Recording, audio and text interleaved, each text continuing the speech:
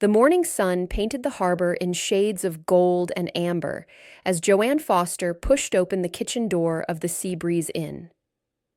At 67, her movements carried the practiced efficiency of someone who had spent years perfecting a routine. She tied her floral apron around her waist and surveyed the large commercial kitchen with satisfaction. Everything was in its place, just as she liked it. "Morning, Joanne," called Margaret Whitmore, the inn's owner, as she bustled through the swinging door with a clipboard in hand. Margaret was 10 years younger than Joanne, but often joked that Joanne had more energy than she did. "We've got a full house this weekend, 15 rooms occupied." "Wonderful," Joanne replied with a warm smile. "The fall foliage tourists?" "Mostly, yes. Couples looking for a romantic getaway, a few solo travelers, and one family celebrating their grandmother's birthday." Margaret consulted her clipboard. "Oh, and we have a last-minute booking in room 12. A woman traveling alone. She called late last night." Joanne nodded, making a mental note. Room 12 was on the second floor, facing the street. It had a beautiful view of the harbor, but could be noisy during the day when the fishing boats departed. "I'll make sure it's spotless. What's her name?" "Karen Winters. She said she's here for a week, maybe longer. Seemed pleasant enough on the phone." The two women worked together preparing breakfast for the guests. Joanne had been working at the Seabreeze Inn for 15 years, ever since she had arrived in Birch Harbor, Maine. The small coastal town had fewer than 3,000 residents, and everyone knew everyone else's business, or at least they thought they did.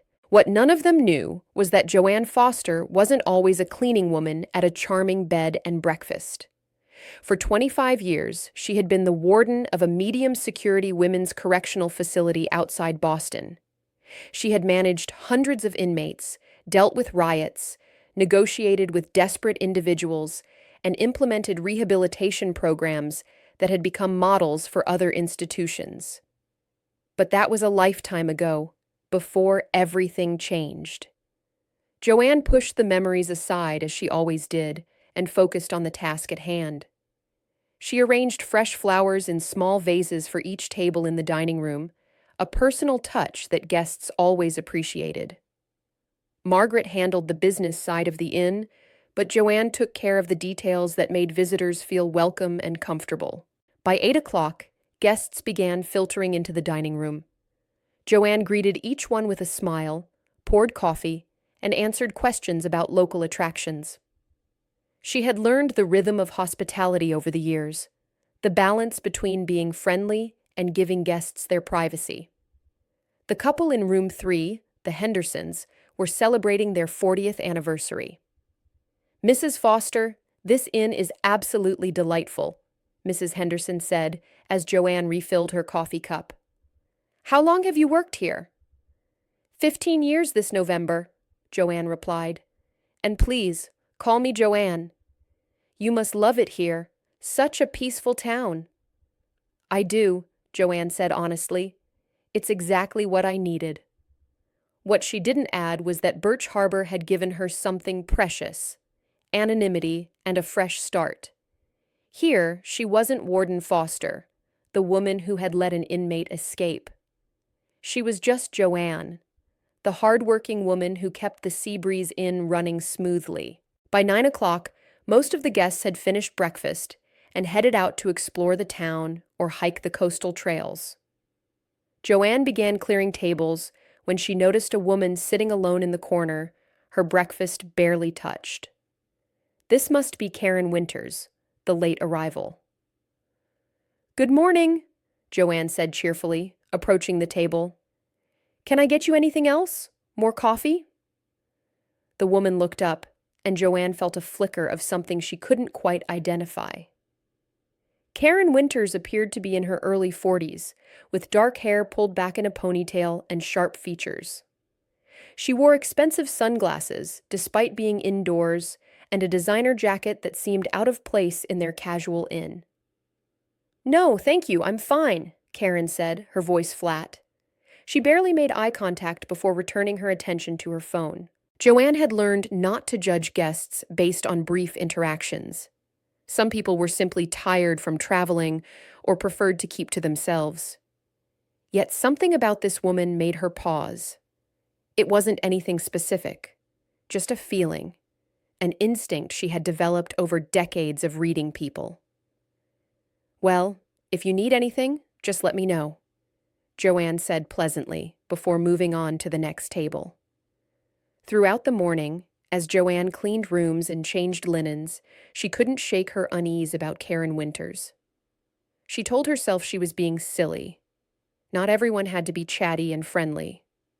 Some guests came to places like Birch Harbor precisely because they wanted to be left alone. By noon, Joanne had finished her morning duties and decided to walk into town for lunch. It was her routine on days when the inn wasn't too busy.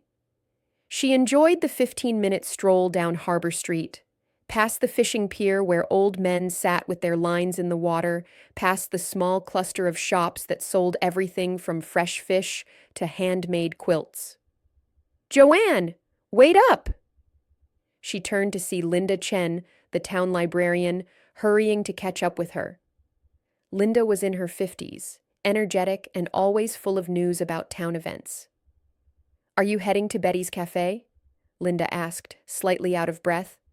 "I am. Join me?" "I'd love to. I've been meaning to catch up with you. Did you hear about the town meeting next week? They're finally going to discuss renovating the community center." As they walked, Linda chatted about various town matters. Joanne listened, offering appropriate responses, but her mind kept drifting back to the woman at the inn.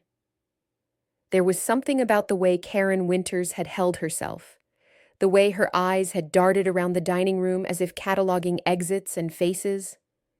"Joanne, are you listening?" "I'm sorry, Linda. I'm a bit distracted today." "Everything okay at the inn?" "Oh, yes. Everything's fine. We have a full house this weekend, and I want to make sure everything runs smoothly." They reached Betty's Cafe, a local institution that served the best clam chowder on the coast. The lunch crowd filled most of the tables, and Joanne recognized nearly every face. This was what she loved about Birch Harbor.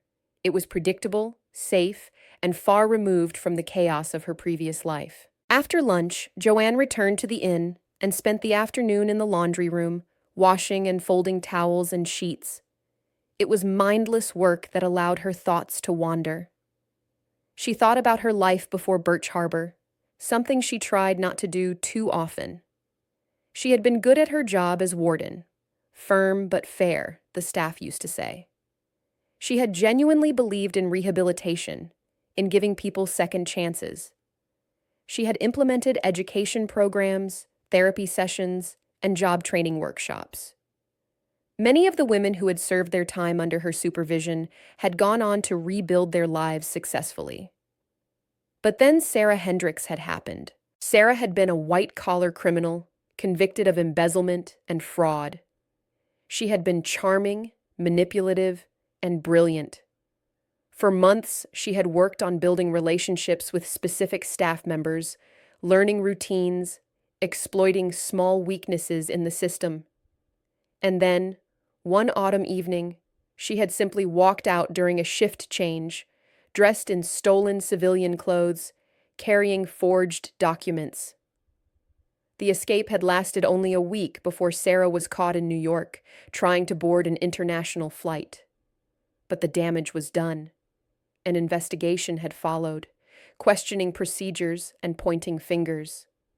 The escape had been the result of multiple small oversights by different people, but she couldn't forgive herself. She had spent 25 years building a career, and in one evening, it all felt meaningless. She had retired early, taken her pension, and disappeared. Boston had been suffocating, full of people who knew what had happened. She had needed to go somewhere new, somewhere no one would recognize her or ask questions about her past. Birch Harbor had been a random choice, a pin dropped on a map, but it had turned out to be exactly what she needed. By evening, guests returned to the inn for dinner. Margaret had hired a local chef who prepared meals on weekends, and the dining room filled with the aroma of fresh seafood and baked bread. Joanne helped serve, moving between tables with practiced grace. She noticed that Karen Winters ate in her room again. Margaret had mentioned that Karen had requested a dinner tray be brought up, claiming she wasn't feeling well. It struck Joanne as odd. The woman had barely touched her breakfast, and now she was avoiding the dining room entirely. "Stop it," Joanne muttered to herself as she cleared dishes. "You're being paranoid. She's probably just antisocial." But old instincts died hard. For 25 years, Joanne had been trained to notice patterns, to pick up on behavior that didn't quite fit. And something about Karen Winters didn't fit. After dinner service ended and the guests had retired to their rooms or gathered in the inn's cozy lounge, Joanne found Margaret in the office doing paperwork. "Margaret, do you have a minute?" "Of course." Margaret set down her pen and gestured to the chair across from her desk. "What's on your mind?" Joanne hesitated. How could she explain her unease without sounding crazy? The woman in room 12, Karen Winters. Has she seemed normal to you? Margaret frowned slightly. "I haven't seen much of her, to be honest. She checked in late last night, came down for breakfast this morning, and has been in her room most of the day. Why? Is there a problem?" "No, no problem. She just seems, I don't know, uncomfortable. Nervous, maybe." "Well, some people are nervous travelers," Margaret said reasonably. "And she did mention on the phone that she was going through a difficult time, maybe a divorce or job loss. That could explain why she wants privacy." Joanne nodded. Margaret was probably right. Not everyone who acted strangely was a criminal. Sometimes people were just dealing with personal problems and wanted to be left alone. "You're right," Joanne said, standing. "I'm probably reading too much into it. Sorry to bother you." "No bother at all. That's one of the things I appreciate about you, Joanne. You care about the guests and the inn. But don't work yourself up over nothing. Enjoy your evening." Joanne left the office and walked back to her small apartment behind the inn. It was a modest space, a bedroom, bathroom, and kitchenette. But it was hers, and she had made it comfortable with books, plants, and photographs of Birch Harbor's beautiful coastline. She made herself a cup of tea and sat by the window, looking out at the darkening harbor. Boats bobbed gently at their moorings, and lights twinkled from houses on the hillside. It was peaceful, exactly the life she had chosen. So why couldn't she shake the feeling that something was wrong? Chapter 2. Shadows of the Past. Sunday morning arrived with clouds and a promise of rain. Joanne woke at 5:30, as she did every day, and began her morning routine. She brewed coffee, did 15 minutes of stretching exercises, a habit from her correctional facility days when staying physically fit was essential, and reviewed her mental checklist for the day. The inn would be busy. Most guests stayed for the weekend, which meant preparing Sunday brunch and getting rooms ready for Monday's arrivals. After years of managing crisis situations and making split-second decisions that affected hundreds of lives, the simple tasks of cleaning and hospitality were meditative. She entered the main building through the back door and found Margaret already in the kitchen, preparing ingredients for brunch. "Morning, Joanne. Did you sleep well?" "Like a rock," Joanne lied. In truth, she had tossed and turned, unable to stop thinking about Karen Winters. Dreams of her old life had surfaced. Memories of walking the cell blocks, the sound of metal doors clanging shut, the weight of responsibility for so many lives. "I was thinking we should do a special brunch spread today," Margaret said, pulling Joanne back to the present. "Maybe a lobster quiche alongside the usual offerings? We've got some wonderful fresh lobster from yesterday's catch." "That sounds perfect. The guests will love it." They worked together in comfortable silence, a partnership formed over 15 years. Margaret had hired Joanne when the inn was struggling, and Joanne had helped turn it into one of the most popular bed and breakfasts on the Maine coast. not through any grand gestures, but through attention to detail, consistency, and genuine care for guests' experiences. By 8 o'clock, the dining room buzzed with conversation. Families with children, elderly couples, and solo travelers filled the tables. Joanne moved among them, refilling coffee cups and making small talk. She had become skilled at the art of conversation, engaging enough to make guests feel valued, but not intrusive enough to overstay her welcome. The Hendersons stopped her as she passed their table. "Joanne, we wanted to thank you for making our anniversary weekend so special," Mr. Henderson said. "The room was perfect, and the attention to detail hasn't gone unnoticed." "It's my pleasure," Joanne replied warmly. "I hope you enjoy the rest of your stay." "We're actually checking out this afternoon, but we'll definitely be back, and we'll recommend the Sea Breeze Inn to all our friends." As Joanne turned away from their table, she noticed Karen Winters entering the dining room. It was the first time the woman had joined the other guests for a meal since arriving. Joanne watched as Karen selected a table in the corner, positioning herself with her back to the wall and a clear view of both the entrance and the windows. That detail sent a chill through Joanne. It was a classic defensive position, the kind of choice made by someone who needed to monitor their environment constantly. Joanne had seen it countless times. Inmates who couldn't relax, who had to keep watch for threats. She approached Karen's table with a coffee pot. "Good morning. Coffee?" "Yes, thank you." Karen's voice was tense, and she kept glancing toward the windows that overlooked the street. "The weather's supposed to clear up this afternoon," Joanne said conversationally. "Perfect for a walk along the harbor trail." "I'm not really here for sightseeing." Karen's response was curt, and she didn't elaborate. Joanne poured the coffee and moved on, but her instincts were screaming now. Every detail about this woman felt wrong. The expensive clothes but lack of luggage in the room, Joanne had noticed when cleaning the day before. The way Karen flinched at sudden noises. The constant checking of her phone as if expecting bad news. After brunch service ended, Joanne cornered Margaret in the kitchen. "I know I mentioned this yesterday, but I'm really concerned about the woman in room 12. Margaret sighed. "Joanne, I understand you're concerned, but we can't interrogate our guests. If she wants to keep to herself, that's her right. It's not about keeping to herself, it's her behavior. She's watching everything, everyone. She's positioned herself so she can see all the exits. She barely has any belongings for someone who's staying a week, and she's clearly stressed about something. Maybe she has anxiety issues. Maybe she's going through a rough divorce and is worried about running into her ex. There could be 100 innocent explanations." Joanne knew Margaret was right, but she also knew what her gut was telling her. 25 years of experience didn't just disappear because she had changed careers. What if she's running from something or someone? Then that's not our business unless she's in danger or putting others in danger. Look, if it makes you feel better, keep an eye on her. But don't do anything that would make her uncomfortable or give us legal problems. We can't accuse a guest of anything without proof." Joanne nodded reluctantly. Margaret was being reasonable, and Joanne had no concrete evidence of wrongdoing. Just a feeling, and feelings weren't enough.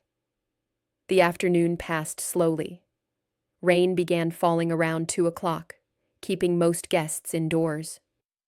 Joanne finished her cleaning duties and found herself with an unusual stretch of free time.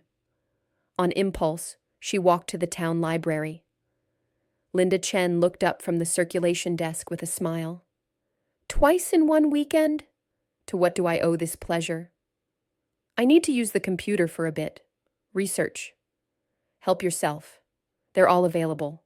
Joanne settled at a computer terminal in a quiet corner of the library. She felt foolish, but she had to know. She opened a web browser and typed Karen Winters, Massachusetts into the search engine. The results were generic.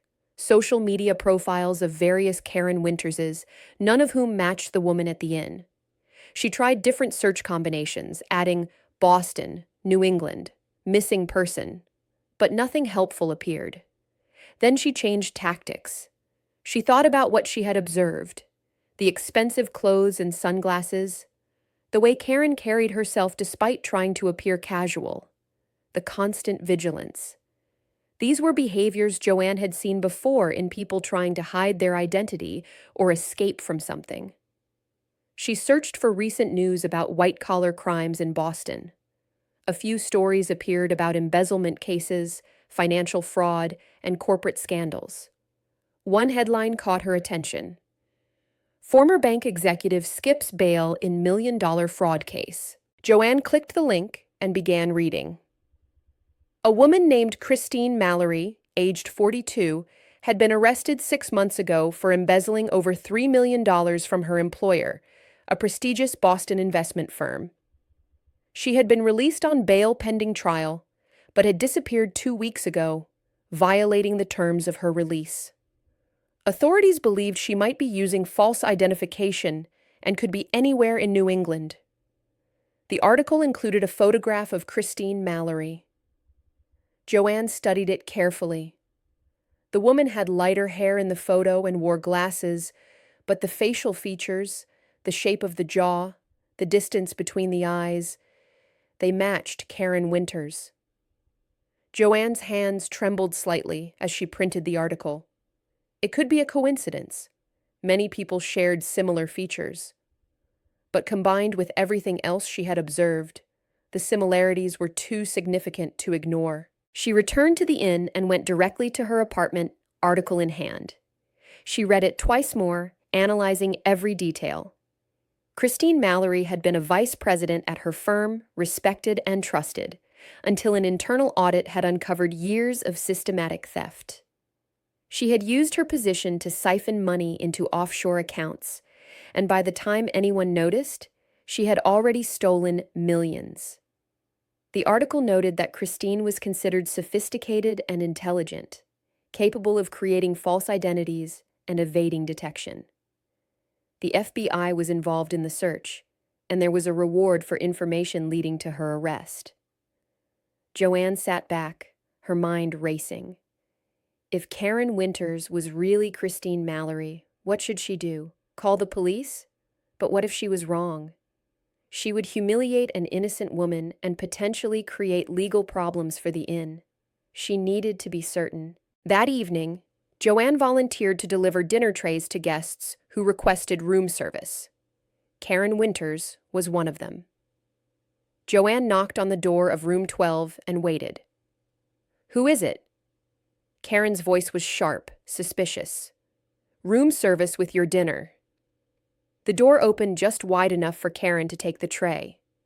Joanne caught a glimpse of the room interior.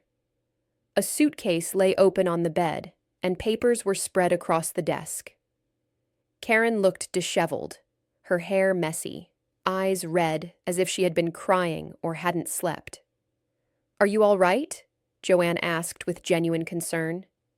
"Is there anything I can do to help?" "I'm fine, thank you." Karen started to close the door, but Joanne placed her hand against it gently. "Miss Winters, if you're in some kind of trouble, there are people who can help. Sometimes talking to someone—" "I said I'm fine!" Karen's voice rose, then she seemed to catch herself. "I'm sorry, I'm just tired. Please, I'd like to be alone." The door closed firmly, and Joanne heard the lock click into place. She stood in the hallway for a moment, more convinced than ever that her suspicions were correct. The woman in room 12 was running from something, hiding from someone, and Joanne was now almost certain that Karen Winters was actually Christine Mallory, a fugitive from justice. Back in her apartment, Joanne faced a dilemma that brought back memories she had tried to bury for 15 years. She thought of Sarah Hendricks, the inmate who had escaped on her watch. Joanne had failed to act on small warning signs back then, dismissing them as paranoia. She had told herself that everything was fine, that the system was secure, and she had been wrong. She couldn't make that mistake again. But she also couldn't rush into action without being certain. An accusation could ruin an innocent person's life. Joanne knew better than anyone how the justice system could be harsh and unforgiving, even to those who were ultimately innocent. She needed more proof, just enough to be certain before she involved the authorities. Monday morning brought clear skies and a flurry of activity at the Seabreeze Inn. Half the guests were checking out, and new arrivals were expected throughout the day. Joanne threw herself into work, stripping beds, cleaning bathrooms, and preparing rooms with fresh linens and flowers. But even as her hands stayed busy, her mind kept returning to room 12. Karen Winters had extended her stay indefinitely, Margaret informed Joanne during their morning meeting. She called down at midnight last night and said she needs to stay longer, paid cash for another week in advance. Cash? Joanne's suspicions deepened. Who paid cash for a week-long stay at an inn? Yes, I thought it was odd too, but money is money. And she's quiet, not causing any problems, just wants to be left alone. After the morning rush, Joanne made an excuse about needing to visit the post office and drove to the nearby town of Camden, 20 minutes up the coast. Camden had a small police station, and Joanne wanted to speak with someone in law enforcement without alerting the local sheriff, who was friends with Margaret and might mention the conversation. She parked on a side street and walked to the station, her heart pounding. This felt too familiar, too much like her old life. She had spent decades working with law enforcement, coordinating with police and FBI agents, navigating the complexities of the justice system. She had never thought she would be on this side of an investigation. Inside the station, a young officer sat at the front desk. "Can I help you, ma'am?" "I'd like to speak with someone about a possible fugitive sighting." The officer's expression shifted from boredom to interest. "Let me get Detective Morris. Please have a seat." Joanne sat in a plastic chair, suddenly uncertain. What if she was wrong? What if she was letting her past experience cloud her judgment? A man in his 50s emerged from a back office, his badge identifying him as Detective James Morris. "I'm Detective Morris. I understand you have information about a fugitive." They moved to a private office, and Joanne explained her observations. She showed him the printed article about Christine Mallory and described the woman staying at the Seabreeze Inn. She was careful to present only facts, not speculation. Detective Morris listened carefully, taking notes. "These are interesting observations, but I have to be honest with you. The physical similarities could be coincidental. People use cash for all sorts of reasons, and being nervous or private doesn't make someone a criminal." "I understand that," Joanne said. "But I've worked in law enforcement for many years. I know how to read people. This woman is hiding something." "What kind of law enforcement work?" Joanne hesitated, then decided truth was necessary. "I was a prison warden in Boston for 25 years. I dealt with hundreds of inmates, including white-collar criminals like Christine Mallory. I know the signs." Detective Morris's demeanor changed slightly. He regarded Joanne with new respect. "A warden. That explains your instincts. What's your name?" "Joanne Foster." He wrote it down, then tapped his pen against his notepad. "All right, here's what I can do. I'll contact the FBI agents handling the Mallory case and share your information. They'll decide if it's worth investigating. But you need to understand, they might not act immediately. They get hundreds of tips on cases like this." "I understand. But if she is Christine Mallory, she's staying at an inn full of innocent people. She might be desperate, and desperate people can be dangerous." "Do you think she's a physical threat?" "Not necessarily, but I don't know what she'll do if she realizes people are looking for her. Someone fleeing bail with millions of stolen dollars might make poor choices if cornered." Detective Morris nodded. "I'll make the call today. In the meantime, try not to do anything that might spook her. Don't let her know you suspect anything. Can you do that? Yes. I've maintained professional distance so far. Good. And Mrs. Foster? If this woman is Christine Mallory and we make an arrest because of your information, you'll have done a good thing.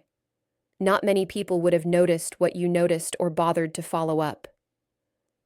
Joanne drove back to Birch Harbor, feeling both relieved and anxious. She had done what she felt was right, but now she had to wait. And waiting had never been her strong suit. The rest of Monday and Tuesday passed in a blur of routine work, but Joanne found herself constantly aware of Karen Winters's presence in the inn. The woman emerged from her room occasionally, always looking uncomfortable, always watching. She took short walks along the harbor, but never stayed out long. She made no phone calls in public areas and spoke to no one except to give brief responses when necessary. On Wednesday morning, Joanne was changing linens in room 8 when she heard a commotion downstairs. She hurried to the main staircase and saw two well-dressed men in the lobby speaking with Margaret.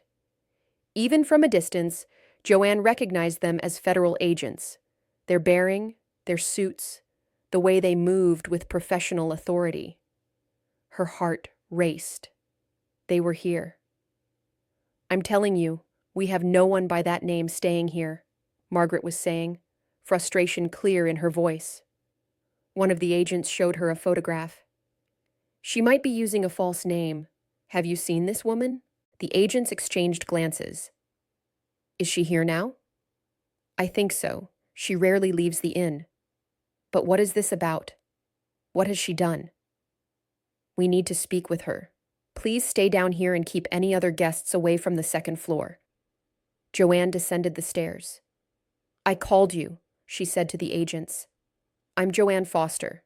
I spoke with Detective Morris in Camden. The lead agent nodded. Mrs. Foster, I'm Agent Rodriguez, and this is Agent Chen from the FBI. Thank you for the tip. Can you tell us which room? Second floor, end of the hallway on the right. But please, there are other guests up there. Families with children. We'll be careful. Ma'am, I need you to stay down here as well. Joanne wanted to object, but knew better.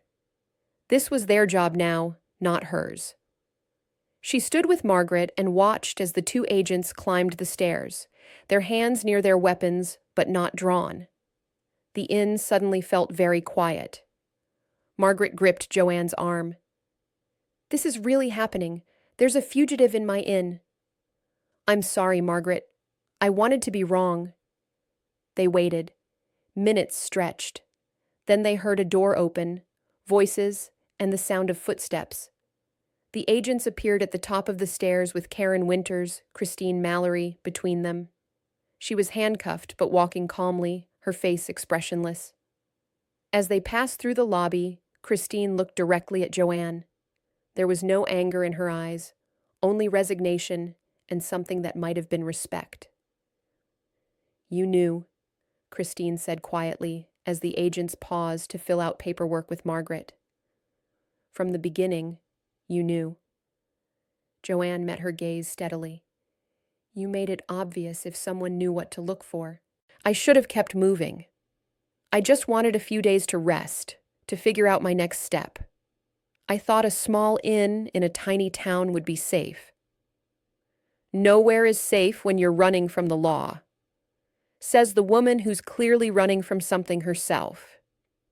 Christine's words were not accusatory, just observational. I can tell. Takes one to know one.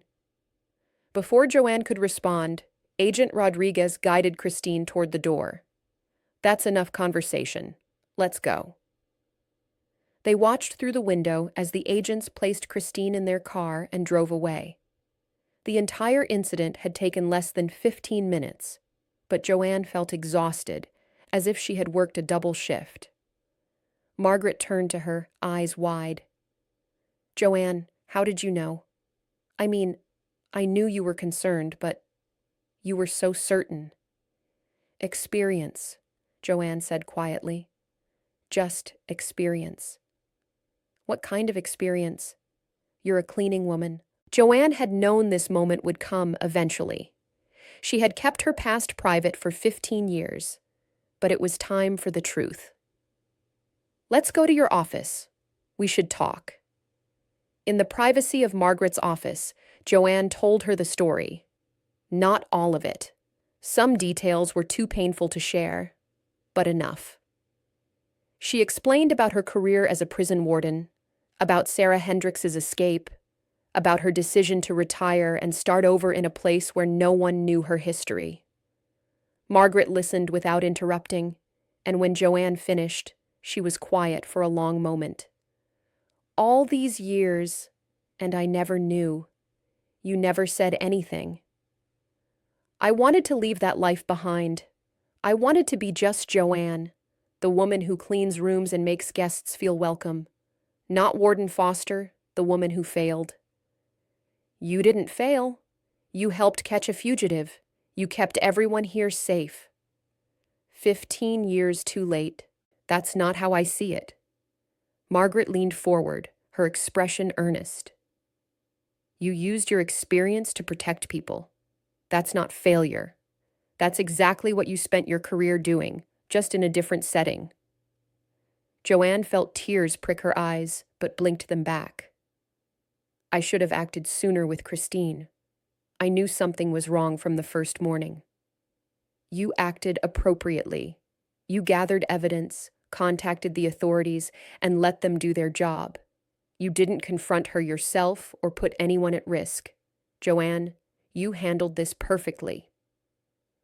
The rest of Wednesday passed in a blur. Local news picked up the story. Fugitive captured at Birch Harbor Inn, and reporters showed up asking questions. Margaret handled most of the media, but Joanne couldn't entirely avoid the spotlight. By evening, several guests had approached her, thanking her for keeping them safe and calling her a hero. She didn't feel like a hero. She felt like someone who had simply done what needed to be done.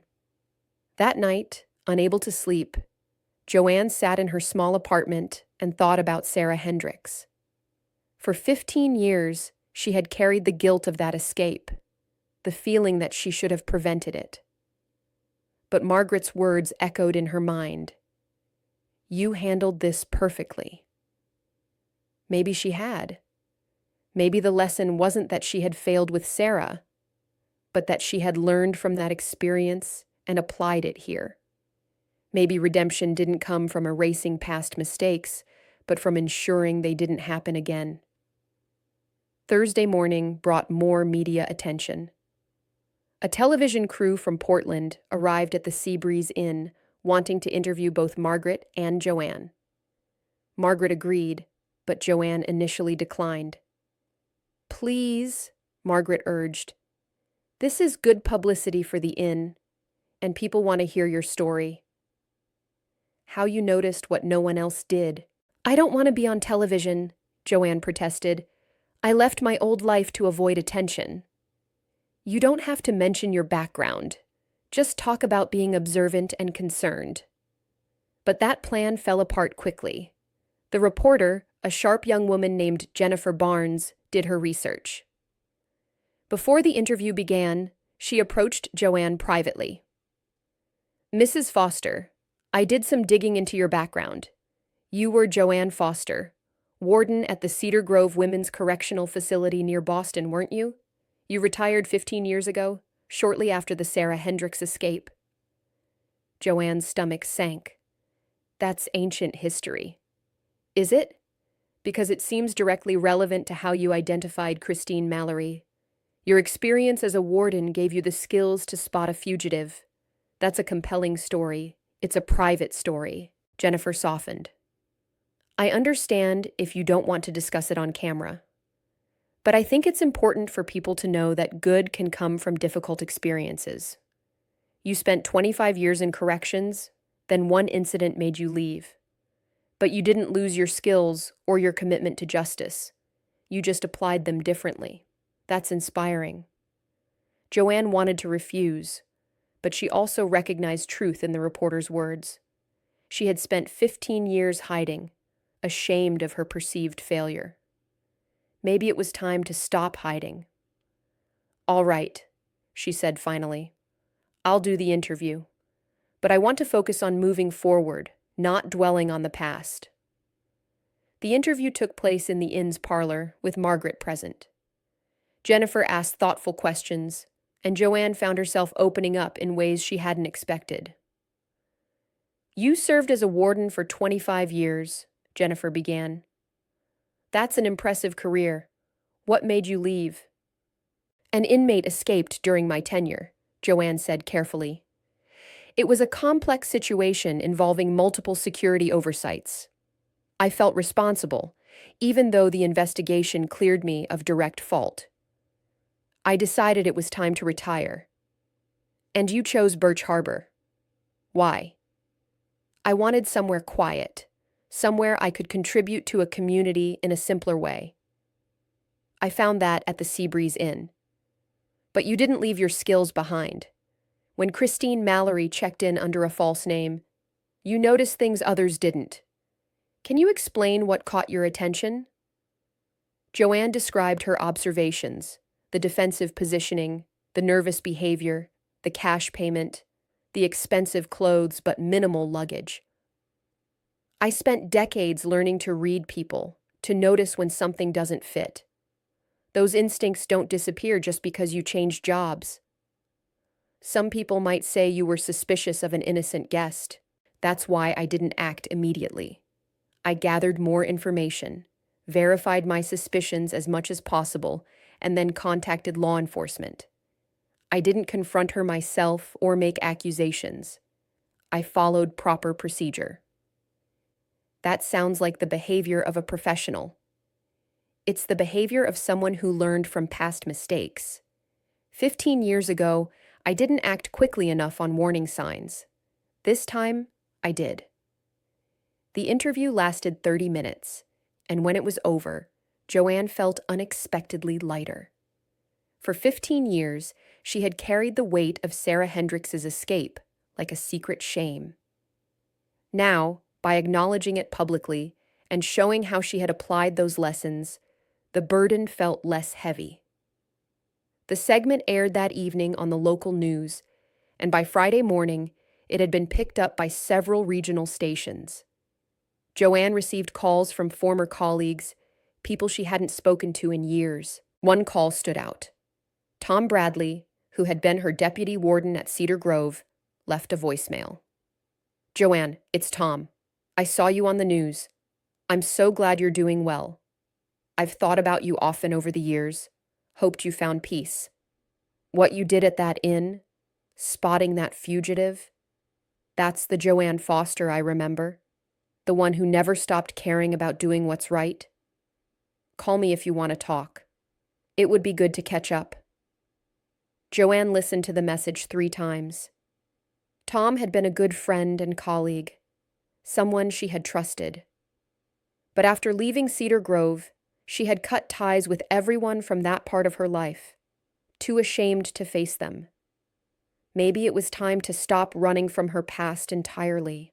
Over the weekend, the story spread further. The Boston Globe ran an article. Former warden's sharp eye leads to fugitive's capture. The story detailed both Christine Mallory's capture and Joanne's background, painting her as a dedicated professional who had never lost her commitment to justice. Guests at the inn treated Joanne differently now. Some were more deferential, treating her like a celebrity. Others asked detailed questions about her career.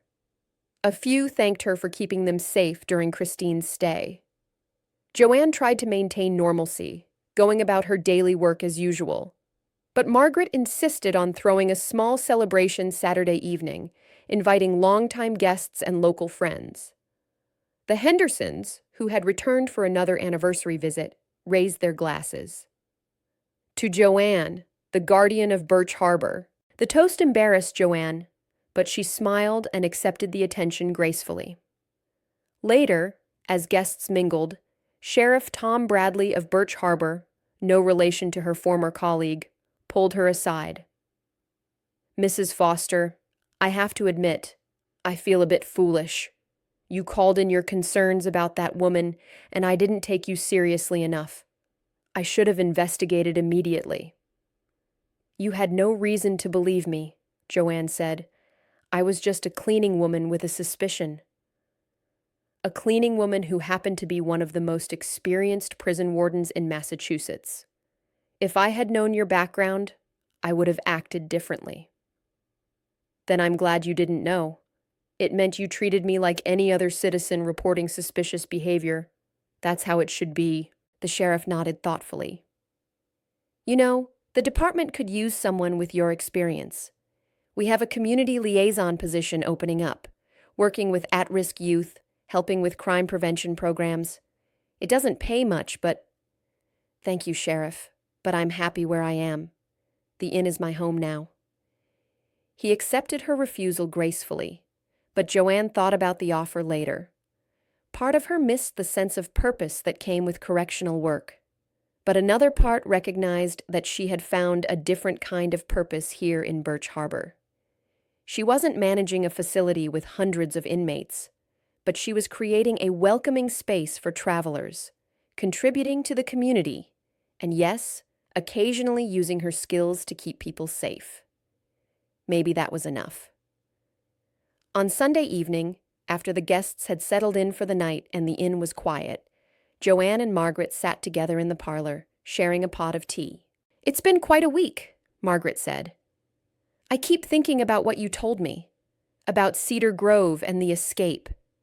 Do you still feel guilty about that? Joanne considered the question carefully.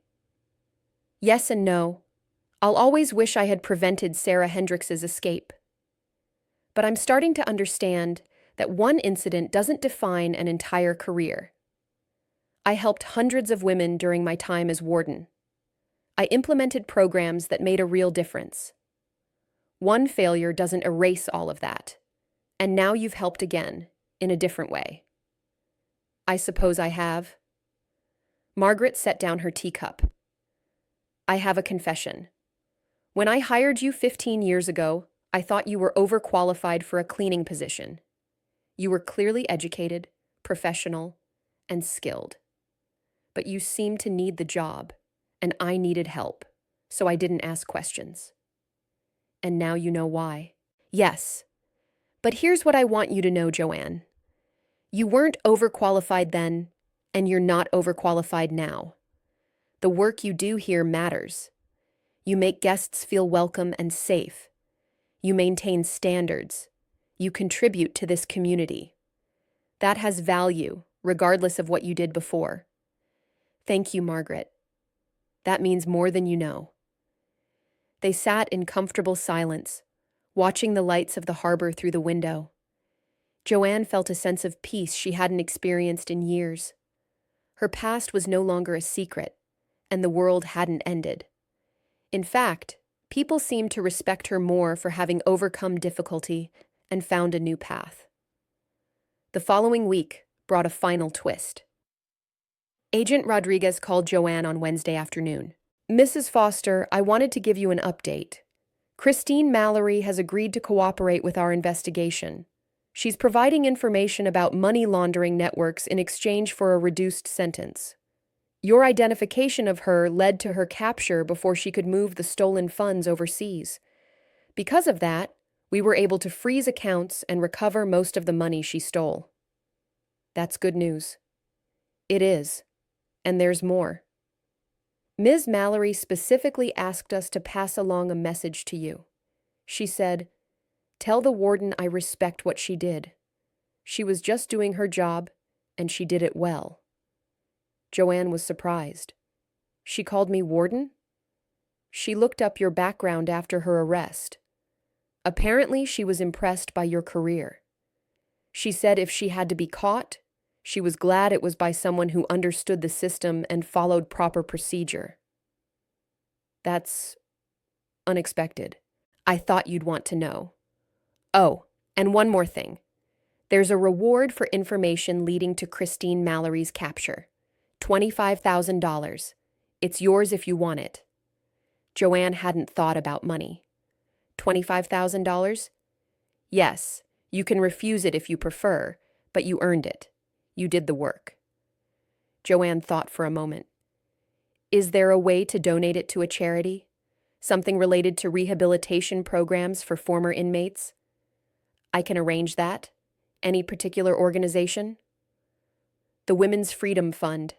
They help women transition from prison back to society. I worked with them years ago. I'll make sure it goes there. Thank you, Mrs. Foster. The Bureau appreciates citizens like you who remain vigilant and take action. After hanging up, Joanne sat quietly, processing the conversation. Christine Mallory, a fugitive who had stolen millions, had called her warden with respect.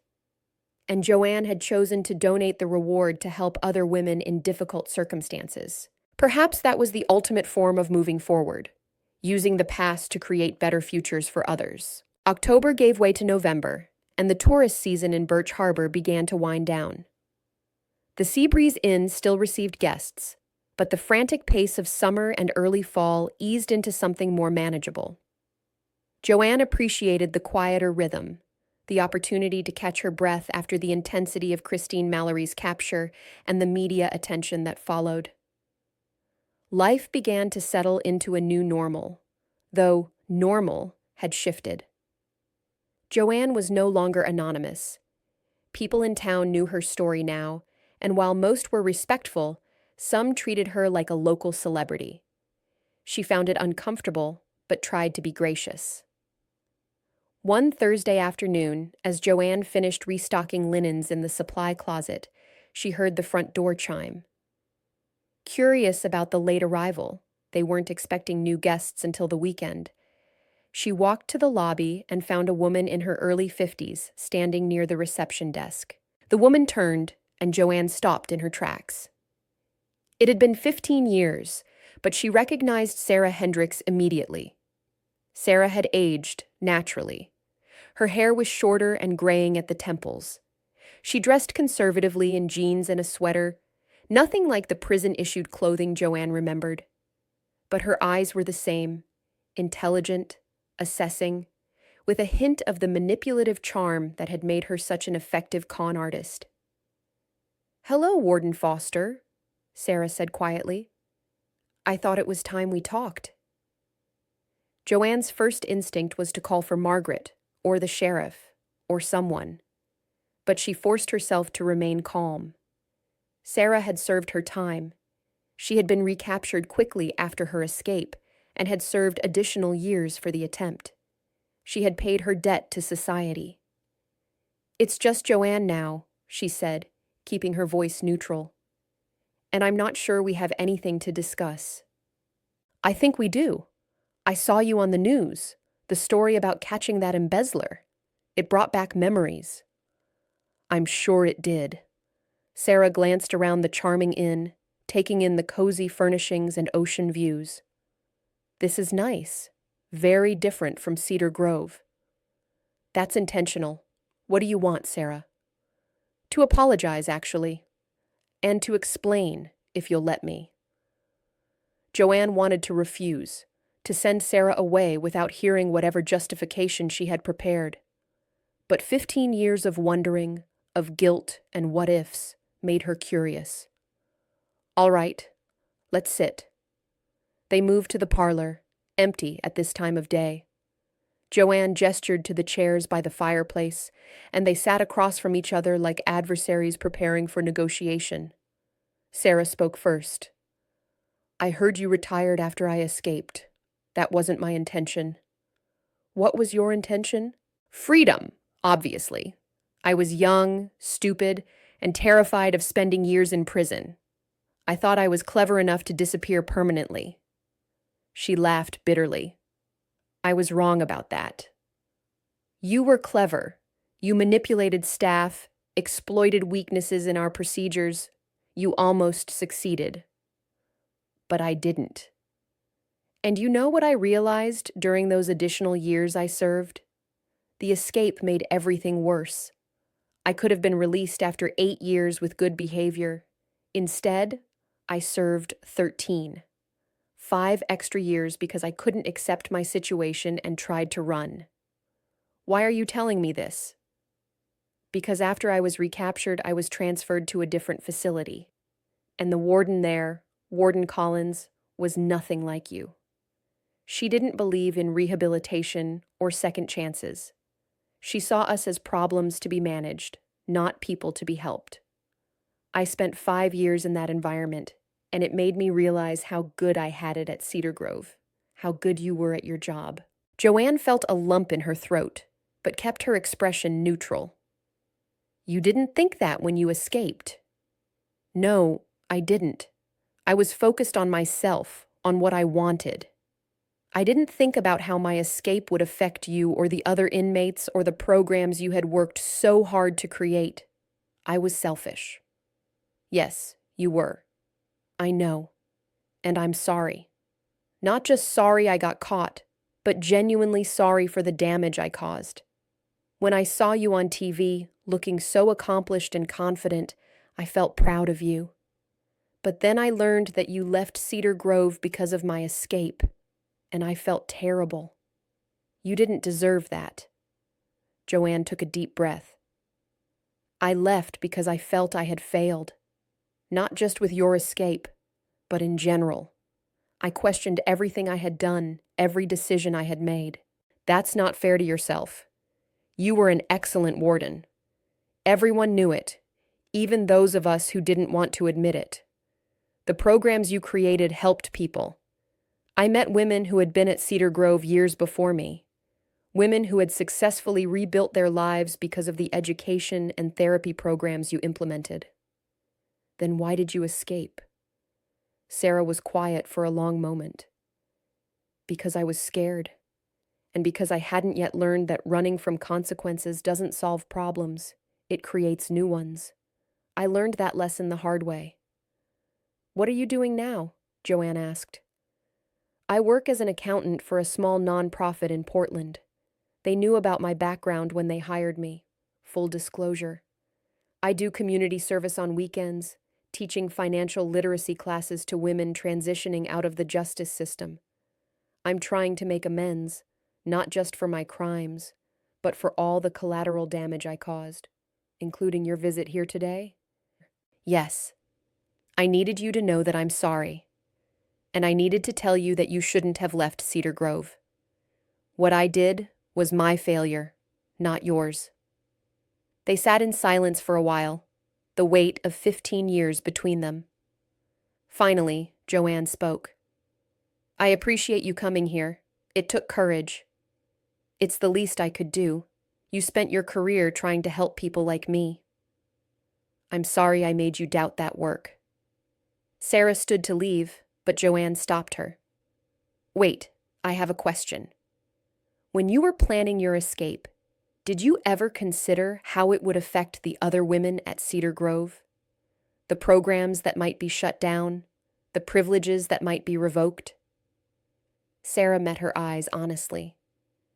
No, I only thought about myself. That's one of my biggest regrets. Thank you for being honest. As Sarah walked to the door, she paused.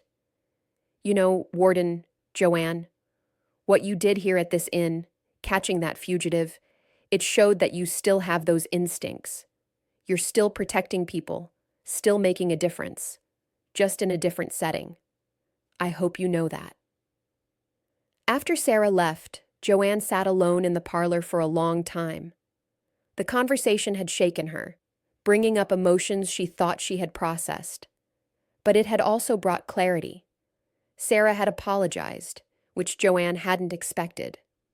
More importantly, Sarah had confirmed something Joanne had been reluctant to accept, that her work at Cedar Grove had mattered, that she had made a positive difference despite how things ended.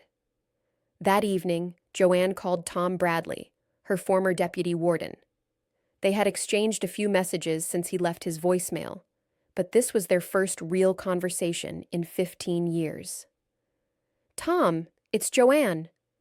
Joanne, I'm so glad you called. How are you? I'm well. Actually, better than well. I had an interesting visitor today, Sarah Hendricks. The woman who escaped? What did she want? Joanne recounted the conversation, and Tom listened without interrupting. When she finished, he sighed. That takes guts, showing up like that. Did it help, hearing her apologize? It did, more than I expected. It made me realize something. I've spent 15 years thinking of her escape as my failure. But maybe it was just something that happened, a combination of circumstances and choices that didn't all rest on my shoulders. That's what I tried to tell you when you retired. You were taking on responsibility that wasn't entirely yours. The system had flaws. Multiple people made small mistakes. And ultimately, Sarah made the choice to escape. You couldn't control her choices.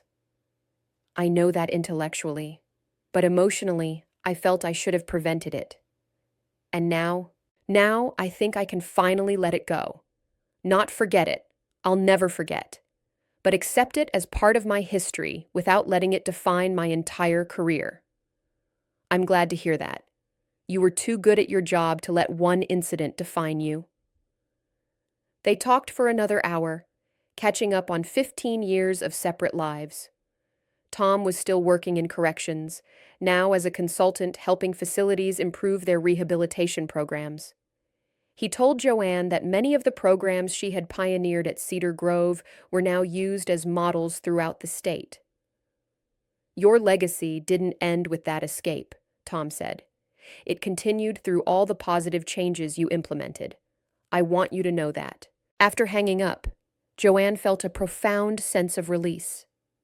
For 15 years, she had run from her past, hiding in Birch Harbor and refusing to acknowledge her previous career.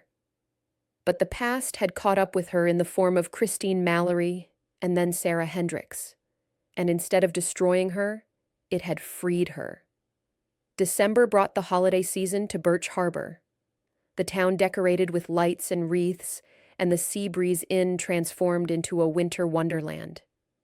Margaret always went all out for Christmas, and Joanne helped with enthusiasm, stringing lights and arranging poinsettias in every room. On a Tuesday morning, Joanne received a phone call from an unfamiliar number. "Is this Joanne Foster?" "Yes, this is she." "Ms. Foster, my name is Dr. Rebecca Martinez. I'm the director of the Women's Freedom Fund. I'm calling to thank you for your generous donation." "Oh, the reward money. It seemed like the right thing to do." "It was extraordinarily generous.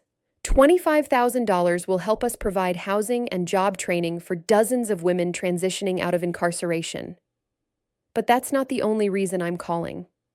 I'd like to invite you to speak at our annual fundraising dinner in February. Your story, both your career as a warden and your recent capture of Christine Mallory, would inspire our donors and the women we serve." Joanne's first instinct was to decline. But she caught herself. Why did she always want to hide? Why couldn't she share her experience if it might help others? "I'd be honored," she said. "What would you like me to talk about?" "Your perspective on rehabilitation, second chances, and how skills can be applied in different contexts. You spent 25 years inside the system, then 15 years outside it, but you never stopped caring about justice and safety. That's a powerful narrative." "I'll do it. Thank you for the invitation." After hanging up, Joanne felt energized. The opportunity to speak about her experiences, to potentially help women who were trying to rebuild their lives, felt like coming full circle. She shared the news with Margaret over lunch. "I've been asked to speak at a fundraising dinner for the Women's Freedom Fund." "That's wonderful. Are you nervous?" "Surprisingly, no. I think I'm ready to embrace this part of my life instead of hiding from it. For 15 years, I've been running from my past. But my past is part of who I am. It's time to own that." Margaret raised her coffee mug in a toast. To Joanne Foster, guardian and inspiration. The weeks leading up to Christmas were busy at the inn. Despite it being the off-season, they had a steady stream of guests seeking a cozy coastal retreat for the holidays. Joanne worked hard, but found joy in the preparations, in creating a welcoming environment for visitors. On Christmas Eve, Margaret hosted a small party for local friends and any guests staying at the inn. The parlor filled with laughter, the scent of pine and cinnamon, and the crackling of the fireplace. Joanne circulated among the guests, making sure everyone had food and drink, feeling more connected to the community than ever before. Sheriff Bradley approached her with a glass of eggnog. "Joanne, I wanted you to know that the town council has voted to give you a commendation for your actions in capturing Christine Mallory. We'll present it at the January meeting." "That's not necessary." "It absolutely is. You kept people safe and showed exemplary citizenship. Birch Harbor is proud to call you one of our own." Later in the evening, Linda Chen from the library pulled Joanne aside. "I've been meaning to tell you, your story has inspired people. We've had several young women ask about careers in law enforcement and corrections because of you. They saw that it's possible to have a meaningful career helping others." "Really?" "Really. You're a role model, whether you intended to be or not." That night, lying in bed in her small apartment, Joanne reflected on how much had changed in just 2 months. She had gone from being anonymous to well-known, from hiding her past to embracing it, from feeling like a failure to recognizing her own worth. The new year arrived, bringing January's cold winds and shorter days. Joanne continued her work at the inn, but she also began preparing for her speech at the Women's Freedom Fund dinner. She spent evenings writing and revising, trying to capture her journey in a way that would resonate with others. She focused on several key themes: the importance of second chances, the value of experience, and the idea that change didn't mean abandoning your core values. She wrote about the skills she had developed as a warden: observation, crisis management, understanding human behavior, and how those skills had translated to her work at the inn and to identifying Christine Mallory. "Your setting might change," she wrote in her notes, "but your commitment to doing what's right can remain constant." She also wrote about failure and redemption, about Sarah Hendricks's escape and how it had haunted her for 15 years, about learning to forgive herself and recognizing that one incident didn't define her entire career, about how facing her fears had ultimately set her free. The town council commendation ceremony took place on a cold Tuesday evening in January. The community center was packed with residents who came to show their support. Joanne sat on the stage, uncomfortable with the attention, but determined to be gracious. Mayor Patricia Sullivan presented the commendation, reading from a prepared statement. "Joanne Foster has demonstrated extraordinary vigilance and civic responsibility. Her actions led to the capture of a dangerous fugitive and ensured the safety of guests at the Seabreeze Inn and residents of our community. But more than that, Joanne represents the best of what it means to be a citizen: observant, principled, and willing to take action when necessary." The audience applauded, and Joanne accepted the framed certificate. She was expected to say a few words, so she stepped to the microphone. "Thank you, Mayor Sullivan and members of the council. I'm honored by this recognition, though I was simply doing what anyone with my training would do. I spent my career learning to notice details and assess situations. When I observed behavior that concerned me, I followed appropriate procedures. That's not heroism. It's responsibility." She paused, gathering her thoughts. "I want to say something about second chances. We live in a society that often defines people by their worst moments. But I've learned that people are more complex than their mistakes. The woman I helped apprehend, Christine Mallory, made terrible choices. But she also cooperated with authorities after her capture and helped recover stolen funds. People can change if given the opportunity." Another pause. "I've also learned about second chances personally. 15 years ago, I left a career I loved because I felt I had failed. I came to Birch Harbor to hide from that failure. But this community accepted me, gave me purpose, and ultimately reminded me that skills and values don't disappear just because you change jobs. You've all given me a second chance to be useful, and I'm grateful. The applause was warm and sustained. After the ceremony, dozens of people approached Joanne, shaking her hand and offering congratulations. She was exhausted by the end of the evening, but also deeply moved by the community's support. February arrived, bringing the date of the Women's Freedom Fund dinner. Joanne traveled to Boston, her first visit to the city in 15 years. It felt strange being back, seeing familiar landmarks and neighborhoods, but she was no longer the woman who had fled in shame. She was someone who had rebuilt her life and found peace. The dinner was held at a hotel ballroom with over 200 attendees. Dr. Martinez introduced Joanne, summarizing her career and recent actions. Then Joanne took the stage and began her speech. She spoke for 20 minutes, sharing her journey from warden to in-employee, from failure to redemption. She talked about the women she had worked with at Cedar Grove, the ones who had successfully rebuilt their lives and the ones who had struggled. She spoke about the importance of programs that supported rehabilitation and reintegration. When I worked as a warden, I saw humanity at its most vulnerable, Joanne said. Women who had made mistakes, yes, but who were also mothers, daughters, sisters, people with potential, if only given the tools and support to change. The Women's Freedom Fund provides those tools. It gives women a chance to prove that their past doesn't have to determine their future. She concluded with a personal note. I know what it's like to feel defined by failure, to believe that one mistake erases all your accomplishments. But I've learned that's not true. What matters is what you do next, how you move forward.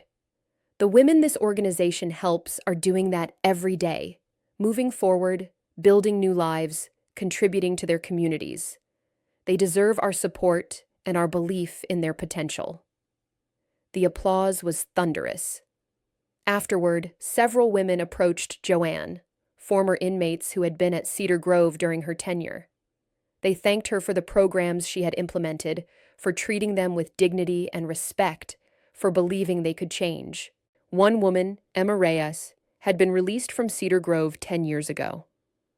Warden Foster, I just wanted you to know that the education program you started changed my life.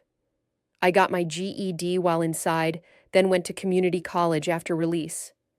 I'm a nurse now, working in a pediatric unit.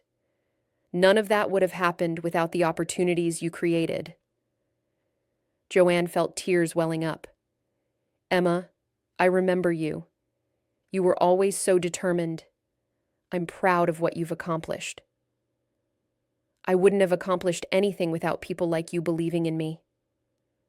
That night, back in her hotel room 15 years ago, Joanne reflected on the evening. She had spent 15 years convinced that her career in corrections had ended in failure. But tonight had shown her a different truth, that her work had mattered, that she had made a difference, and that the women she had helped remembered and appreciated her efforts.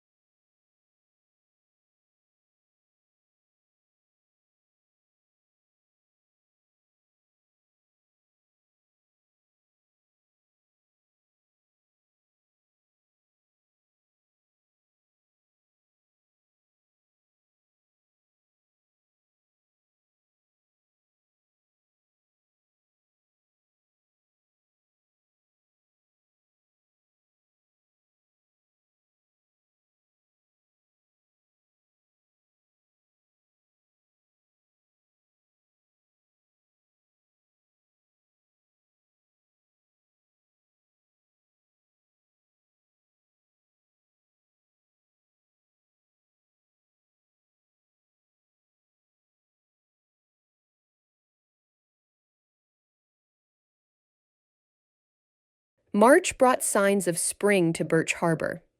The last of the snow melted, early crocuses pushed through the ground, and tourists began planning their summer visits to the coast. At the Sea Breeze Inn, Margaret and Joanne prepared for the busy season ahead. But something had changed. Joanne found herself thinking about the future differently. Working at the inn was satisfying, but the experiences of the past few months, capturing Christine Mallory, speaking at the Women's Freedom Fund dinner, reconnecting with her professional past, had awakened something in her. She missed making a bigger impact. One afternoon in late March, as Joanne was restocking supplies in the laundry room, her phone rang. The caller ID showed a Boston area code. Hello? Joanne Foster? This is Governor Patricia Chen's office. The governor would like to speak with you. Joanne nearly dropped the phone. The governor? A moment later, a familiar voice came on the line. Ms. Foster, thank you for taking my call. I'm Patricia Chen, Governor of Massachusetts. I attended the Women's Freedom Fund dinner last month and heard your speech. I was very impressed. Thank you, Governor. I'm honored. I'll get straight to the point. I'm forming a task force to reform our correctional system, focusing on rehabilitation and reducing recidivism. We need people with real experience, people who understand both the challenges and possibilities of correctional work. I'd like you to join the task force as an advisor. Joanne was stunned. Governor, I appreciate the offer, but I've been out of corrections for 15 years. And in those 15 years, you've gained perspective that people still in the system don't have. You've seen what works and what doesn't. You've experienced both success and failure. That's exactly the kind of wisdom we need. The position would require traveling to Boston for monthly meetings and some additional consulting work. It's part-time, so you could maintain your current employment if you wished. I need to think about this. Of course. Take a week. Discuss it with your employer and anyone else whose opinion matters to you. But Joanne, I believe you have more to contribute to the field of corrections. I hope you'll consider coming back, not as a warden, but as someone who can help shape better policies and programs. After hanging up, Joanne sat on a stool in the laundry room, mind racing. Return to corrections. Even as an advisor, it would mean engaging with that world again, facing memories and challenges she had spent 15 years avoiding. But would she be avoiding them? Or would she be using hard-won experience to make things better? That evening, she discussed the offer with Margaret over dinner. This is incredible, Joanne. The governor wants you personally to help reform the correctional system. I know, but I'm not sure I'm ready to go back, even in an advisory capacity. Why not?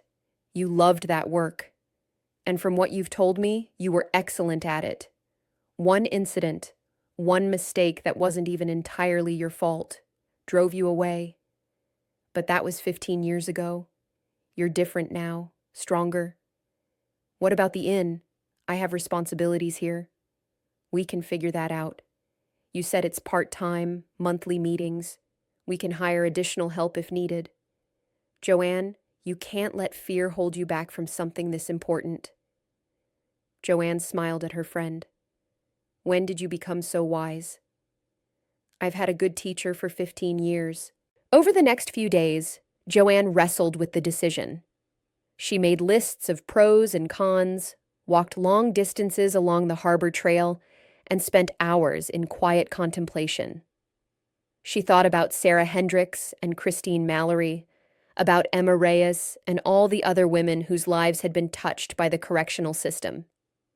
She thought about the speech she had given at the Women's Freedom Fund dinner, about the importance of second chances and using past experience to inform future actions. Finally, she called Tom Bradley, her former deputy warden, for advice. Tom, Governor Chen has asked me to join a task force reforming the correctional system. I don't know if I should accept. Why wouldn't you? Because I failed. Because I left corrections under a cloud. Because I'm not sure I have anything useful to contribute anymore. Tom was quiet for a moment. Joanne, let me tell you something. After you left Cedar Grove, I stayed for another 5 years, and every single day I saw evidence of your positive impact. The programs you created continued to help women. The culture of respect and rehabilitation you established persisted. Your legacy wasn't the escape of one inmate. Your legacy was hundreds of women who got second chances and made the most of them. You really believe that? I know it. And I think you're finally starting to believe it too. Take the position. The correctional system needs people like you. People who understand that inmates are human beings deserving of dignity and opportunity. People who have the courage to fail, learn, and try again. Joanne made her decision. She called Governor Chen's office and accepted the position. In April, Joanne attended her first task force meeting in Boston. The group included current and former correctional staff, social workers, psychologists, legal experts, and former inmates. The diversity of perspectives was refreshing, and Joanne found herself contributing ideas and insights drawn from her years of experience. The task force focused on several key areas: education and job training programs, mental health services, family connection initiatives, and re-entry support.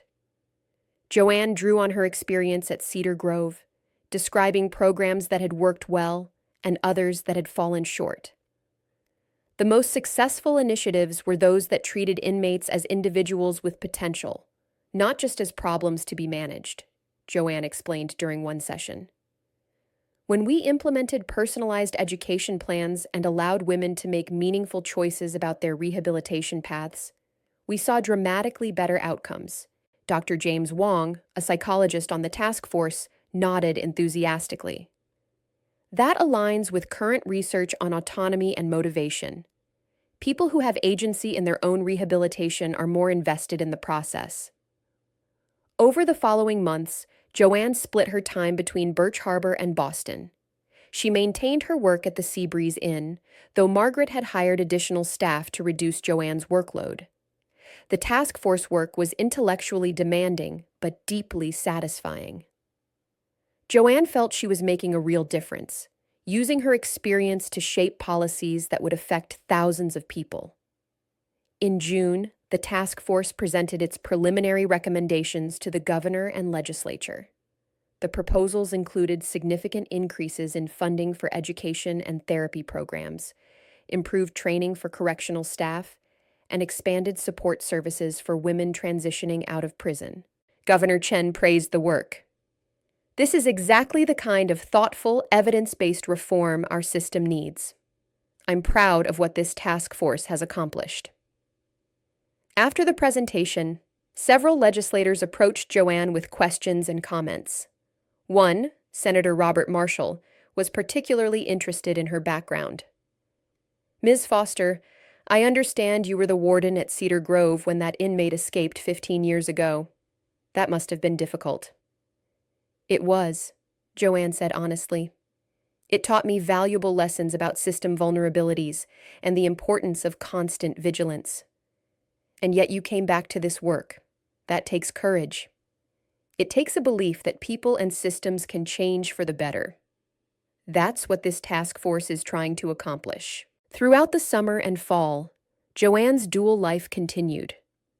In Birch Harbor, she was the beloved employee of the Seabreeze Inn, the woman who kept things running smoothly and occasionally spotted fugitives. In Boston, she was Joanne Foster, correctional reform expert, whose insights were shaping state policy. She had never expected to straddle two worlds, but she found it energizing. Each role fed the other. Her work at the inn kept her grounded and connected to regular people's concerns, while her task force work gave her a sense of purpose and impact. In November, on the 15th anniversary of her retirement from Cedar Grove, Joanne received a letter. It was from the current warden of the facility, a woman named Sandra Torres. Dear Ms. Foster, the letter began, I'm writing to inform you that Cedar Grove is dedicating a new education center, and we would like to name it in your honor. The Foster Education Center will house classrooms, computer labs, and vocational training facilities. We want to recognize your pioneering work in rehabilitation programming and your belief that education is key to successful re-entry. We would be honored if you would attend the dedication ceremony. Joanne read the letter 3 times, emotions swirling, returned to Cedar Grove, faced the place where her career had ended. But it hadn't just ended there, she reminded herself. It had begun there too. 25 years of dedicated work, of helping women find better paths. The escape of one inmate didn't erase all of that. She called Warden Torres. I would be honored to attend the dedication ceremony. The dedication ceremony was scheduled for mid-December, just before the holidays. Joanne drove to Cedar Grove Correctional Facility on a cold, clear morning, her heart pounding as familiar landmarks appeared. The facility looked different, some new buildings, improved landscaping, but also somehow the same.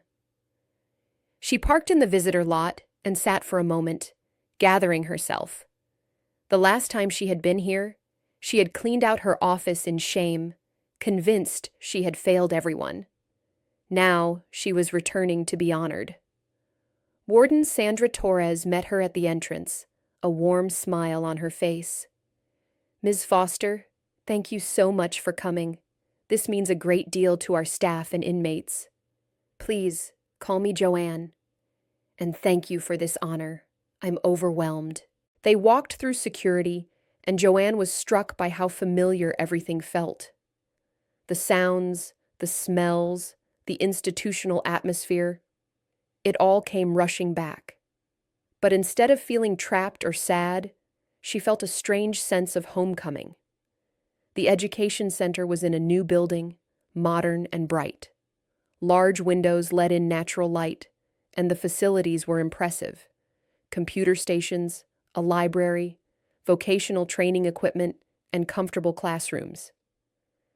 This is incredible, Joanne said, genuinely impressed. The women here have access to resources I could only dream of 15 years ago.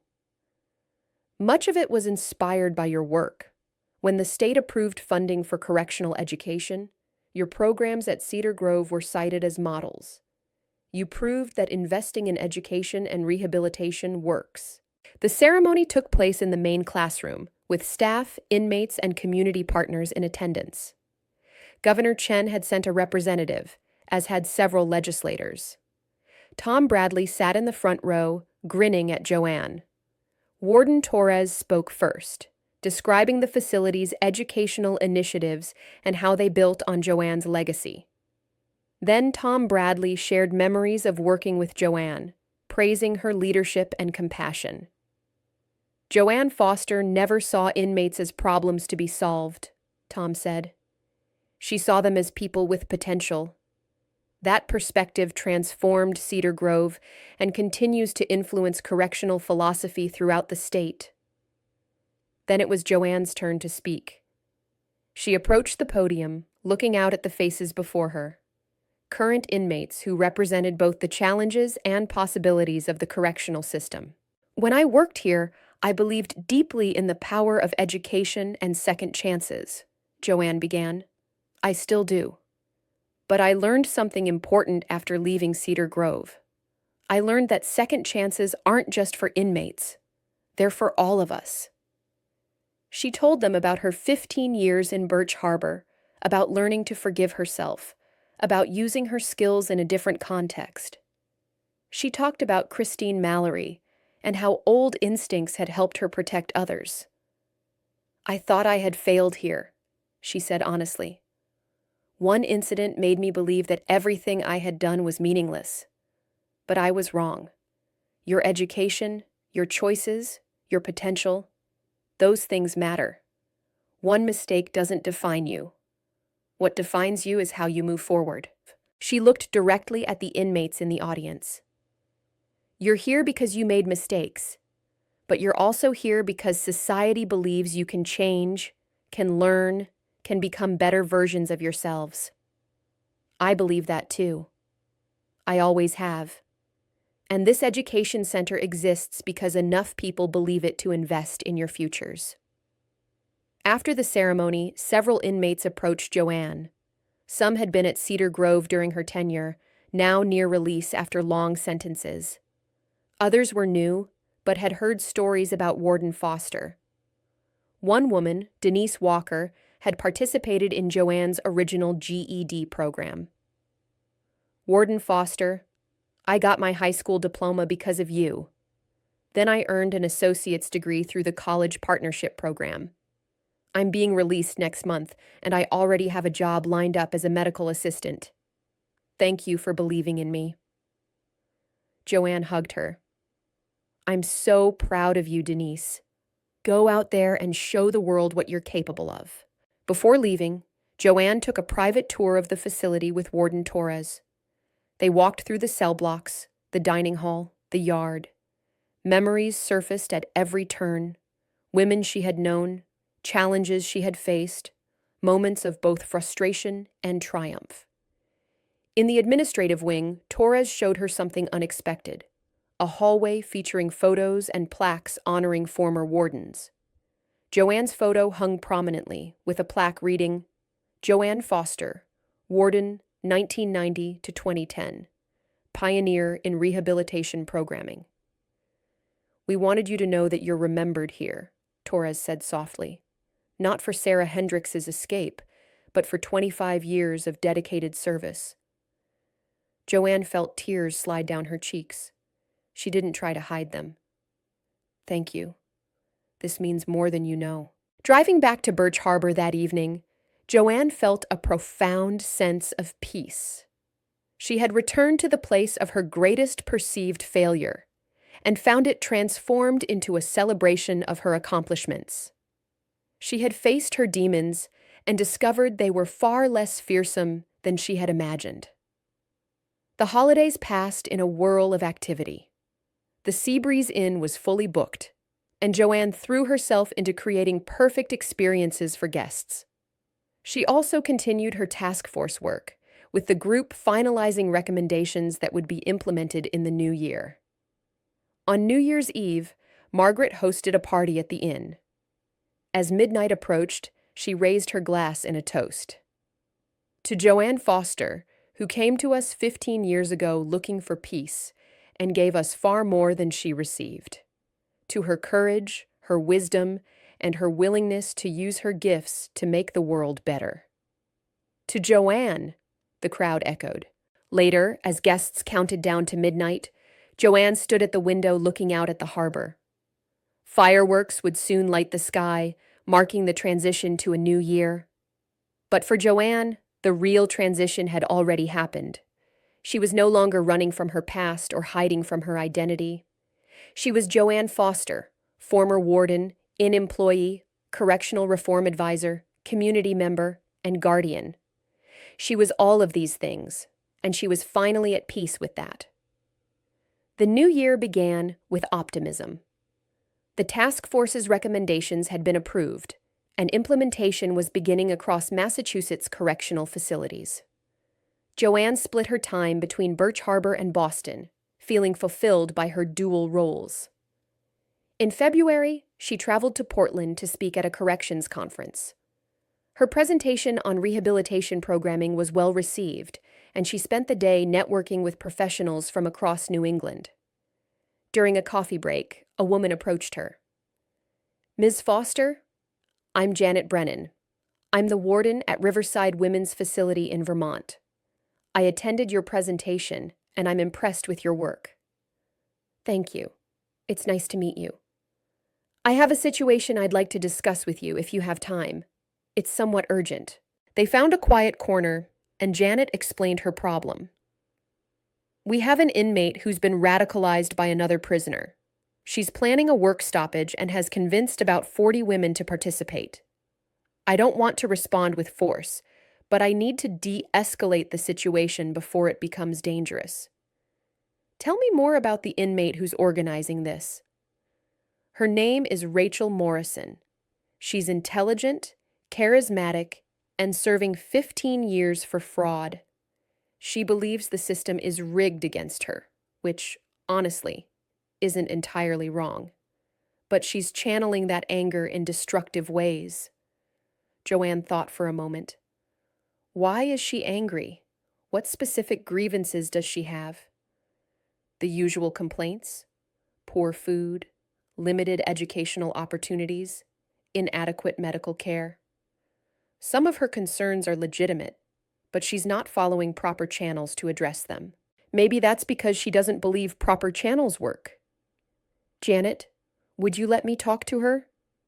Unofficially, just as someone with experience who might be able to offer perspective? Janet looked skeptical. I'm not sure that's appropriate. I'm not an employee of your facility, so there's no official authority issue. I'm just someone who spent 25 years navigating situations like this. Let me try. After some discussion, Janet agreed. They drove to Riverside facility that afternoon, and Joanne was led to a small meeting room where Rachel Morrison waited, suspicious and defensive. I don't need another lecture from administration, Rachel said immediately. Good, because I'm not administration. I'm Joanne Foster. I used to be a warden in Massachusetts, but I'm not here in any official capacity. I'm here because Warden Brennan asked me to listen to your concerns. Why would you care what I think? Because I believe that most conflicts in correctional facilities come from people feeling unheard. So I'm here to listen. Rachel studied her for a long moment, then began talking. She outlined legitimate grievances about conditions at Riverside: overcrowding in certain cell blocks, a medical staff that dismissed complaints, educational programs that were underfunded and ineffective. Joanne listened without interrupting, taking mental notes. When Rachel finished, Joanne spoke honestly. You're right about many of these issues. The system is often inadequate, but organizing a work stoppage will make things worse, not better. It will lead to lockdowns, loss of privileges, and possible violence. Nobody wins. So we should just accept things as they are? No. You should organize properly.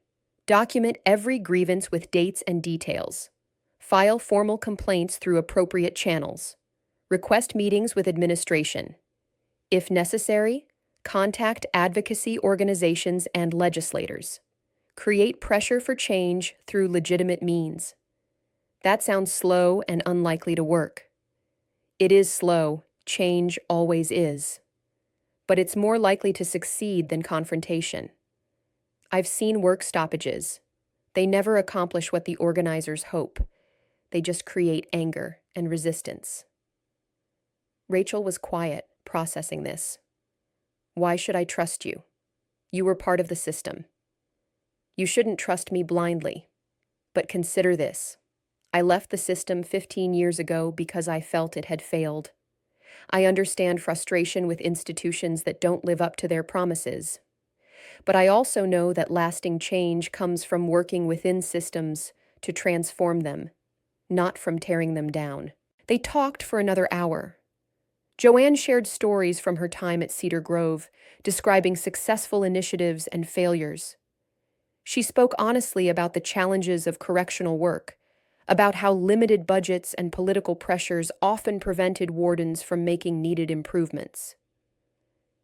I'm not asking you to give up fighting for better conditions, Joanne said finally. I'm asking you to fight smarter. Use your intelligence and leadership skills to organize legitimate advocacy efforts. Warden Brennan seems willing to listen. Give her a chance before you resort to confrontation. After leaving the facility, Janet Brennan thanked Joanne profusely. I don't know what you said to her, but she's agreed to call off the work stoppage and meet with me to discuss grievances. You may have prevented a serious incident. I just listened and offered perspective. Rachel is intelligent and has legitimate concerns. She needed to feel heard and needed to understand that there are effective ways to advocate for change. The incident reinforced something Joanne had always believed, that most conflict stemmed from poor communication and people feeling powerless. whether in a correctional facility or... Spring arrived in full force in Birch Harbor. The Seabreeze Inn prepared for the busy summer season, and Joanne worked with Margaret to hire and train new staff. The inn's reputation had grown, partly due to excellent service and partly due to the notoriety of Christine Mallory's capture, and reservations were booked months in advance. Joanne had settled into a comfortable rhythm, spending 3 weeks per month in Birch Harbor and 1 week in Boston for task force follow-up work and consulting. Margaret had promoted her to operations manager, a role that better reflected her actual responsibilities. In May, Joanne received an unexpected phone call from Emma Reyes, the former inmate who had spoken to her at the Women's Freedom Fund dinner. "Joanne, I hope you remember me. I'm the nurse who went through your GED program." "Of course I remember you, Emma. How are you?" "I'm wonderful, but I'm calling because I want to give back. I've been working with other formerly incarcerated women, helping them navigate reentry. I'm starting a mentorship program, and I'd like you to serve on the advisory board." "I'd be honored. Tell me more about the program." Emma explained her vision, connecting women leaving prison with mentors who had successfully rebuilt their lives. The mentors would provide practical guidance, emotional support, and accountability. Research shows that strong social support is one of the biggest factors in preventing recidivism, Emma said. Women need people who understand their challenges and can help them navigate the overwhelming transition back to society. This is exactly the kind of initiative we need. Count me in. The mentorship program, called Second Chance Sisters, launched in June. Joanne attended the kickoff event in Boston, meeting mentors and mentees. The energy in the room was electric. Women supporting women, sharing experiences, offering hope. One mentee, a woman named Tasha, approached Joanne. "I was at Cedar Grove during your last year there. I remember you from the education center. You told me I was smart enough to go to college if I worked hard. I didn't believe you then, but I do now. I start community college in the fall." "That's wonderful, Tasha. I'm proud of you. It's because people like you believed in me when I didn't believe in myself. Now I want to pay that forward." Throughout the summer, Joanne's various roles continued. She managed operations at the Seabreeze Inn, advised on correctional reform implementation, consulted on specific facility issues, and served on the Second Chance Sisters Advisory Board. It was a full life, but she thrived on the variety and sense of purpose. In August, on a beautiful sunny afternoon, Joanne sat on the inn's back porch, enjoying a rare moment of quiet. She had just returned from Boston, where she had testified before a legislative committee about funding for prison education programs. Margaret joined her with 2 glasses of iced tea. "You look tired."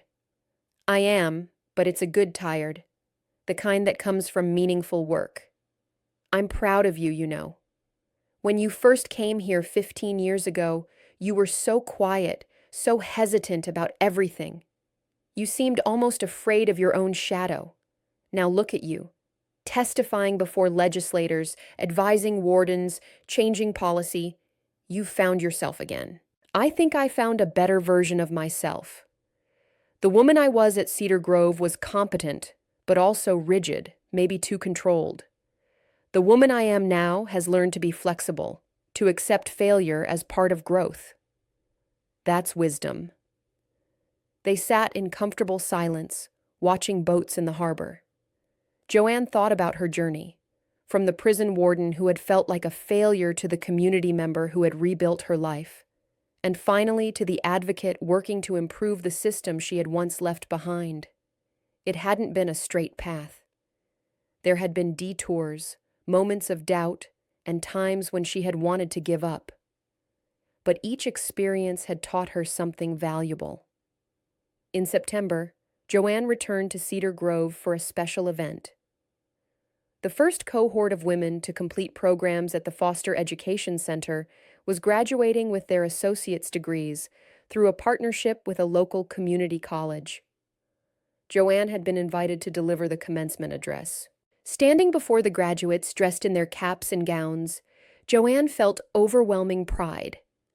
These women had worked so hard, balancing education with the challenges of incarceration, refusing to let their circumstances define their futures.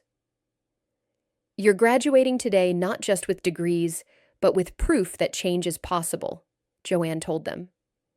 You've shown that determination and hard work can overcome obstacles. You've invested in yourselves and your futures. Whatever happens after you leave this facility, you carry this accomplishment with you. Nobody can take it away. She paused, looking at their faces, some young, some older, all filled with hope. I want you to know something important. You are not defined by your worst moments. You are defined by how you respond to those moments, by the choices you make moving forward. Today, you're making the choice to be educated, empowered women. That choice will open doors for you.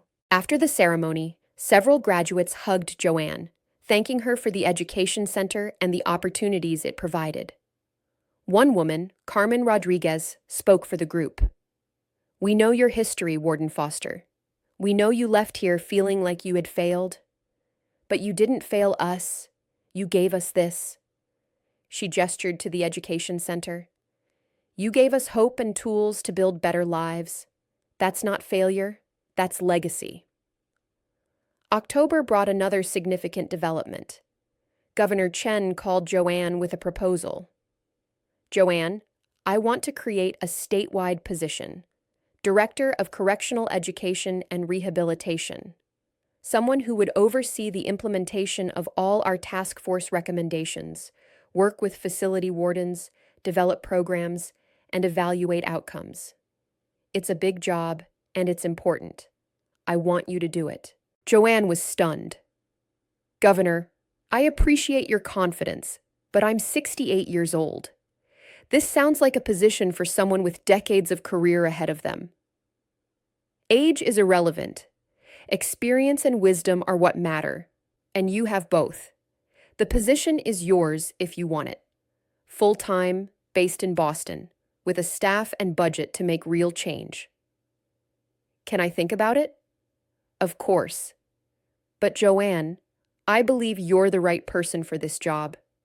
Your combination of practical correctional experience, reform perspective, and ability to communicate with all stakeholders is exactly what we need. After hanging up, Joanne sat thinking for a long time. A full-time position in Boston would mean leaving Birch Harbor, or at least changing her relationship with the town and the inn. It would mean fully returning to the world of corrections, not as a consultant, but as a leader. Was she ready for that? She discussed it with Margaret that evening. This is an incredible opportunity, Margaret said. But it's also a big life change. You've built a life here, a community. I know. But I also feel like maybe this is what all the experiences of the past few years have been leading toward. Christine Mallory, the task force, the consulting work. Maybe it was all preparing me for something bigger. What does your gut tell you? My gut says I should do it, that I have something valuable to contribute, and I'd regret not trying. Then you have your answer. Joanne called Governor Chen the next day and accepted the position. She would start in January, giving her time to transition out of her role at the inn and prepare for the move. The next 2 months passed in a blur of activity. Joanne trained her replacement at the Seabreeze Inn, a capable woman named Jennifer, who had worked at several high-end hotels.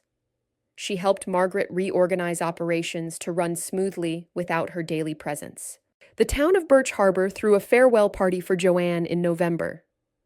The community center was packed with friends and neighbors who had come to wish her well. Sheriff Bradley presented her with a plaque naming her an honorary lifetime citizen of Birch Harbor. You came here looking for peace, and you gave us a sense of security, the sheriff said. You'll always be part of this community, no matter where you live. Linda Chen from the library spoke next. Joanne taught us that quiet service is just as valuable as dramatic action. She cleaned rooms with the same dedication she once brought to running a correctional facility. She showed us that work has dignity regardless of the title or pay. When it was Joanne's turn to speak, she struggled with emotion. 15 years ago, I came to Birch Harbor broken and ashamed. I thought I was a failure who had nothing left to offer. This community accepted me without judgment, gave me purpose, and helped me heal. You showed me that identity isn't fixed, that people can change and grow, that past mistakes don't have to define future possibilities. I'll be living in Boston, but Birch Harbor will always be my home. Thank you for everything. Margaret presented Joanne with a photo album documenting her 15 years at the Seabreeze Inn. Pictures of guests, special events, everyday moments. You'll always have a room here, Margaret said through tears. Anytime you need to come home, your room is waiting. The farewell was bittersweet. Joanne was excited about her new position, but sad to leave the community that had given her so much. She promised to visit regularly and to maintain her apartment at the inn for weekend retreats. In December, Joanne moved to a small apartment in Boston's Back Bay neighborhood. She spent her first weeks setting up her new office, meeting with facility wardens, and developing implementation plans for the task force recommendations. The work was challenging, but invigorating. She had a staff of 6, a substantial budget, and the governor's full support. She could finally implement ideas she had been developing for years, creating the kind of comprehensive rehabilitation system she had always envisioned. On a bright morning in March, Joanne stood before the Massachusetts Legislature's Joint Committee on Public Safety.